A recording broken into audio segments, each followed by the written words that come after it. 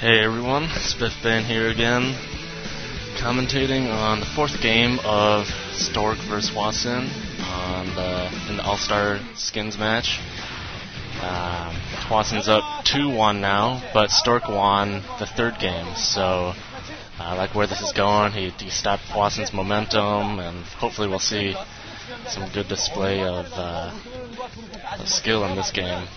So 5, 4, 3, 2, 1, go.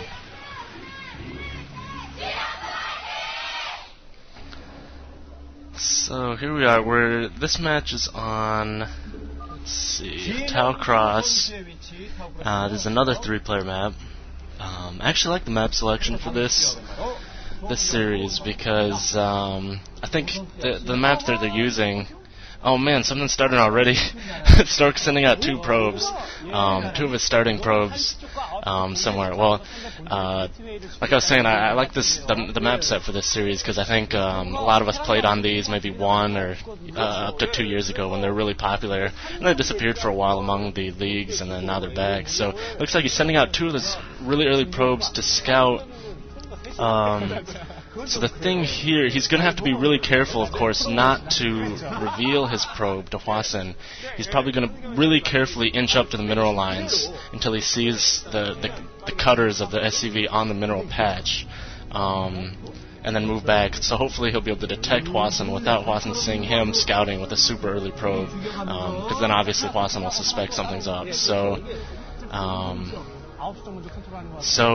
he's gonna hide the probe at 1 o'clock where HwaSin is now, and then gonna scout the 3, which he doesn't see mining there. So he knows, so now he knows HwaSin's at 1 o'clock, and he's gonna start building there. So he's doing this early proxy gateway cheese right inside HwaSin's base, and we'll see if HwaSin sees this or deals with it, and how that happens. So. Commentators groaned there for a sec because HwaSin built the barracks in the direct or closer within the base to where Stork was building those. Oh man, this is hilarious. I don't know how HwaSin. I don't know if he heard something or just suspected, but he scouted this immediately.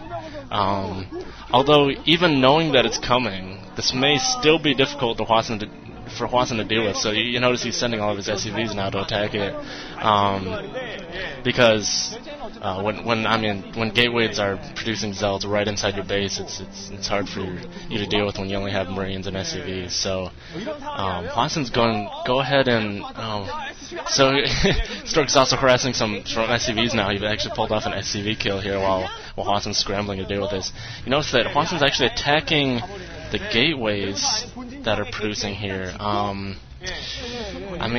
He could have targeted the pylon, I guess, but Stork, I guess, can easily rebuild a pylon and bring those gateways back up to production. By attacking the gateways, it makes it harder for Stork to keep up the zealot production since gateways take longer to build. So, oh man, actually HwaSin's, I'm surprised actually how quickly the SCVs took these down. HwaSin killed off both the gateways before Stork got any zealots off, so that was completely stopped now. And this is actually kind of bad for HwaSin, or for Stork, because his investment in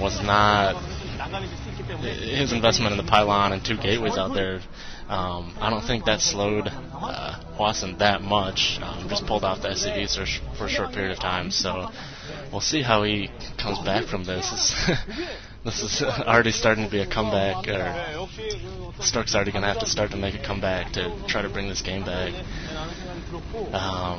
So HwaSin's starting up the refinery now. He's going to keep up some Marine production just in case Stork wants to follow this up with a few zealots or something like that. Stork continuing the normal build now. Cybernetics core halfway done.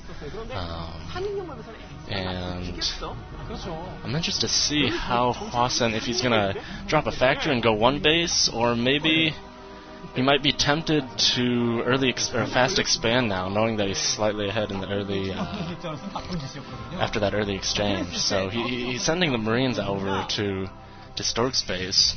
He knows based on the timing of sacrifice that Stork made, that he'll be low on units, so he might actually be able to harass, and at the worst see what Stork is doing, see if he's doing additional cheese elsewhere or what he's got going on in his base right now. So he sees that one Zealot, he's got the 4 Marines, so he's going to push this back. Stork will have a goon popped out soon, so I don't expect this to do that much damage. And Stork is pulling some probes to deal with this too, so he's going to definitely lose some probes here, which will be irritating. But once that Dragoon pops out, it'll be a lot easier for him to deal with this, and this won't do that much damage.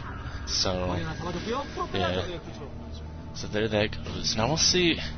HwaSin might be tempted to drop a bunker outside, or I'm really curious, because I think it's these moments in the game that the pro gamers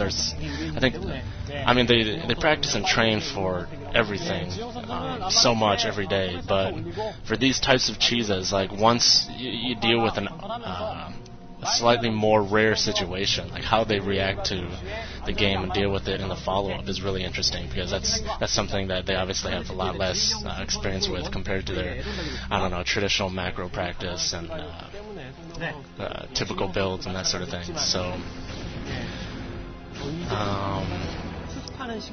that scout was stopped, so HwaSin didn't gain any info. So yeah, he's dropping an expansion here. He's got 7 Marines. Machine shop researching, probably tank upgrade, siege upgrade.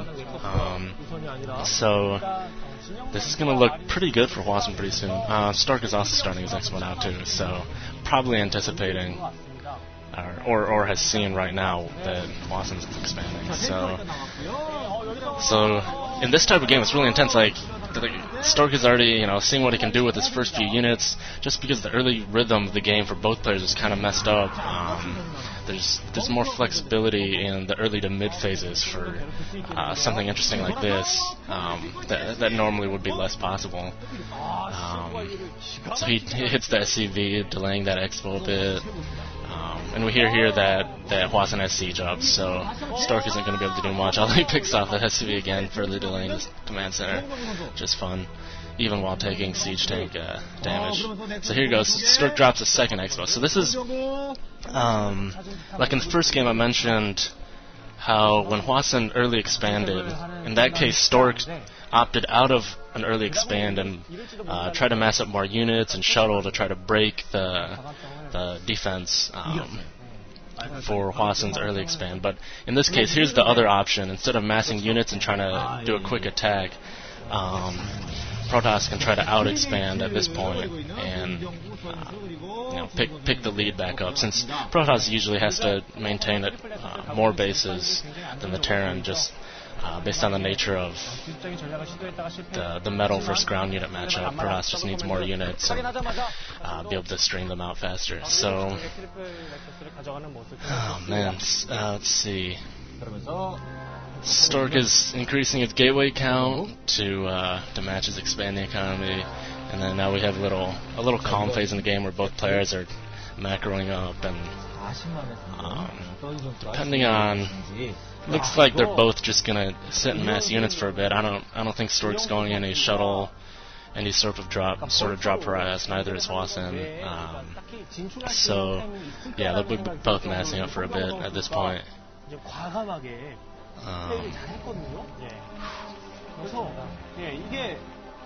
Actually, I always the Korean commentators for these VODs,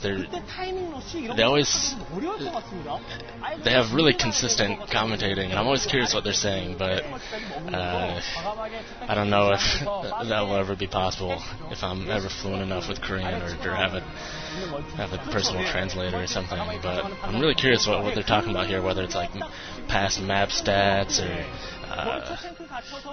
what they expect to see from these players now, or if it's even directly relevant to the action that's going on. Oh man, so HwaSin's going to drop his second base here too. So both players after that early skirmish are going to jump into macro games now.